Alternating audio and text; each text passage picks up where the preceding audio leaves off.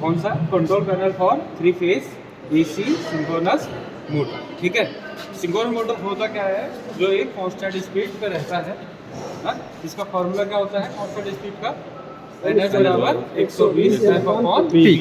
ठीक है, इस पे वर्क करता है और चलता कैसे है वो आज हम पूरा इस पैनल के थ्रू समझेंगे। और ये मोटर है, इसको चालू करेंगे। ठीक है, तो सिंक्रोनस मोटर की हम बात करें तो टर्मिनल होगी तो कितने टर्मिनल निकलते हैं? यहाँ पे 5 टर्मिनल। 3 टर्मिनल का आगे हैं जो इधर सेपरेट है, 3 ये हैं। ये हमारा स्टेटर पार्ट है और ये जो है हमारा, ये दो हमारा रोटर पार्ट। रोटर पार्ट को हम बोलते हैं एक्साइटर पार्ट। ठीक है, मतलब रोटर पार्ट क्या रहता है हमारा? एक्साइटर पार्ट है। तो एक्साइटर को हम देते हैं DC सप्लाई।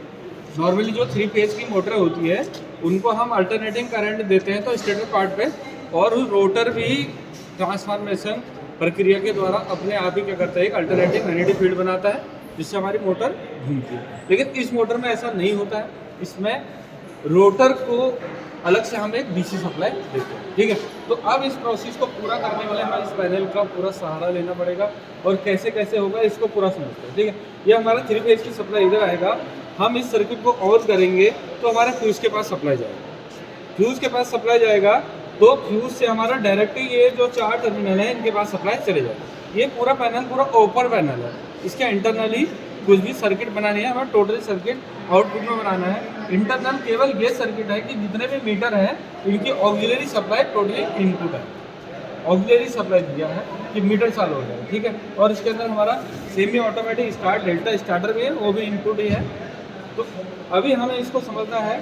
तो ये जो 3 फेज की सप्लाई आ रही है, इन 3 फेज की सप्लाई को हमें इन मीटरों के द्वारा कनेक्ट करना होगा। तो कैसे करते हैं?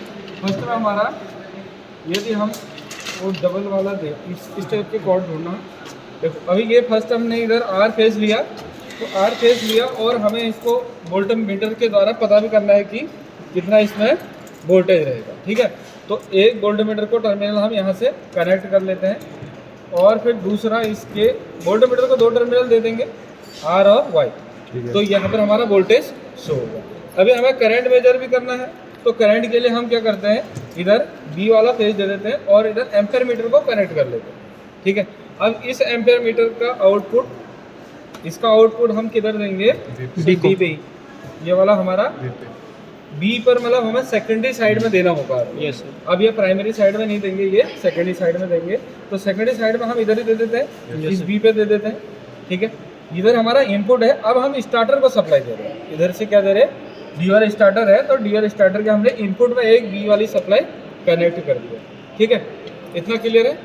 Yes sir. अब हमें क्या करना है, इधर हमारा ये 3 फेज का पावर फैक्टर मीटर है और यही इंपॉर्टेंट है। पावर फैक्टर मीटर के कनेक्शन करना ही क्या है, ये हमारा बहुत इंपॉर्टेंट पार्ट है।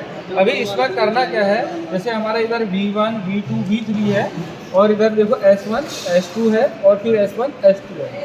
ये 2 एलिमेंट वाला हमारा 3 फेज का पावर फैक्टर मीटर है। ठीक है, अभी क्या इधर हम R इधर सप्लाई दे रहे हैं तो इधर Y सप्लाई देंगे, तो हम इधर से R सप्लाई ले लेते हैं।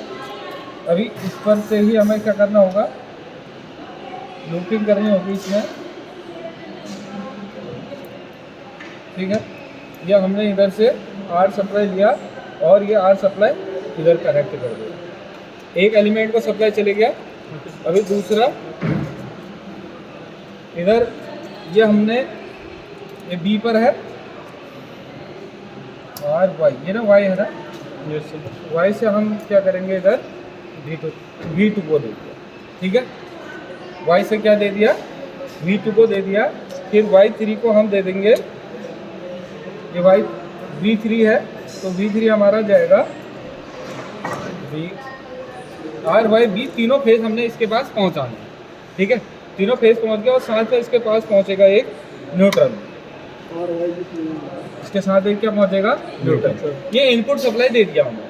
अब हमें क्या चाहिए, आउटपुट। आउटपुट में केवल हमें क्या होगा, हमें 2 ही सप्लाई आउटपुट में जाएंगी। कितनी जाएंगी? केवल इस मीटर से 2 सप्लाई जाएंगी। जो 2 सप्लाई कैसे होगा, मान लेते हैं ये M है और ये C होगा। M और C क्या होंगे, शॉर्ट होंगे। और ये इसका B पॉइंट और इसका क्या हो गया, B पॉइंट। तो अभी क्या होगा, ये M और C को शॉर्ट करना होगा। नॉर्मली जो हमारा सिंगल फेज का 3 पावर फैक्टर मीटर होता है तो उसमें 4 पॉइंट होता है ना, M C B। ना, तो एम सी वी, एम और सी को हमने क्या कर दिया सॉल्व। अब ये हमारा आउटपुट जाएगा, ये जो S2 है इससे क्या जाएगा आउटपुट। अब इधर कनेक्ट कर दिया और इसके साथ ही हमारा क्या रहेगा, इधर ये इसका आउटपुट आएगा, ठीक है। इधर मतलब हमारा ये कौन सा फेज आ गया, ये आर फेज आ गया, ये आर वाला फेज हमारा, इसमें आर फेज इधर कनेक्ट हो गया, ठीक है। अब दूसरा वो ले लो ना,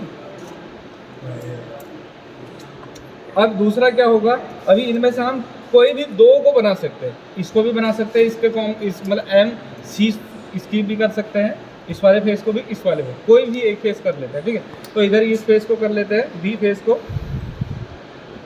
इसमें कनेक्ट किया और इसका भी क्या करेंगे एम और सी। नॉर्मली ये एम है और ये सी पॉइंट, ठीक है, और ये इसका L, M C V L है ना, और ये वाला जो ये है ये इसका न्यूट्रल का काम करेगा, बोले तो वी का, एम सी वी ना 4 टर्मिनल है तो वी का काम करेगा। अभी ये इसका आउटपुट लेना होगा, अभी हमने एम से सी को शॉर्ट कर दिया, तो लोड कनेक्ट करने के लिए क्या होगा, ये S2 से क्या होना होगा हमारा, इसकी सप्लाई हमने किधर देना है वी पर, मतलब ये हमारा वाई सप्लाई, ठीक है, इतना क्लियर, वाई सप्लाई। तो इसमें हमारा क्या हो गया, तीनों की तीनों सप्लाई इधर हमारा स्टार्टर के पास सप्लाई आ गया। अभी ये जो सप्लाई है ये इसके लिए कॉमन ही है, ये इसका कुछ भी यूज यहाँ पर मतलब एक्स्ट्रा इससे कुछ नहीं निकालना। अभी देखो इसमें क्या दिया हमने, इधर ये एम और सी इसका शॉर्ट किया है आर सप्लाई का, और यही एम और सी क्या है बी सप्लाई का शॉर्ट किया, और वाई सप्लाई हमने डायरेक्ट कनेक्ट किया, आउटपुट कहीं से नहीं निकाला था, ठीक है, और यहाँ हमने न्यूट्रल कनेक्ट किया, ठीक, समझ में आया इतना। अभी क्या है, अभी पूरा सर्किट, अभी पूरा बहुत सिंपल सर्किट हमारा बन चुका है। अभी हमें डायरेक्ट अभी क्या करना है, यहाँ से इस वायर को इधर कनेक्ट करेंगे, यहाँ ये हमारा इनपुट है और ये इसका आउटपुट आ गया, और यही इसके साथ साथ ये इसका इनपुट, ये इससे आउटपुट हो गया, और ये इधर इसका इनपुट और ये इसका ये आउटपुट हो गया, ठीक है। अभी जो हमारा ये मोटर है सिंक्रोनस मोटर, इसके जो 3 ये टर्मिनल है ना, स्टेटर पार्ट के तीनों टर्मिनलों को कहाँ कनेक्ट कर देंगे हम, ऑलरेडी यहाँ पर दिख रहा है, ये देखिए, एक इधर कनेक्ट कर लेते हैं, एक इधर कर लेते हैं, और ये कोई सा कहीं भी लगा सकते हैं, कहीं भी लगा देते हैं, कोई दिक्कत नहीं है, ठीक है। ये इधर कनेक्ट हो गया। अभी बात आती है हमारे एक्साइटर की, तो एक्साइटर के लिए हमारा ऑलरेडी ये 2 टर्मिनल दिए गए हैं, यहाँ पर ये 2 टर्मिनल हमारा यहाँ पर एक्साइटर को जाएंगे। अब एक्साइटर का करंट भी मेजर करना है, तो करंट मेजर करना है तो हमें क्या करना होगा, यहाँ से सप्लाई जो हमारा इधर ये मीटर ये रहेगा, एक्साइटर की सप्लाई हमारी ये एक्साइटर बनाएगा, ठीक है, ये फेज आएगा इसका, और ये हमारा एम्पेयर मीटर पे कनेक्ट रहेगा, ठीक है, क्लियर है। अभी ये हमारा एक्साइटर का इधर इसके साथ न्यूट्रल, अभी यहाँ पर डबल कॉर्ड दो, डबल वाला नहीं है, पास लेते हैं, ये इसके साथ इधर कनेक्ट होगा। अभी ये हमारा पूरा सर्किट कंप्लीट, ठीक है।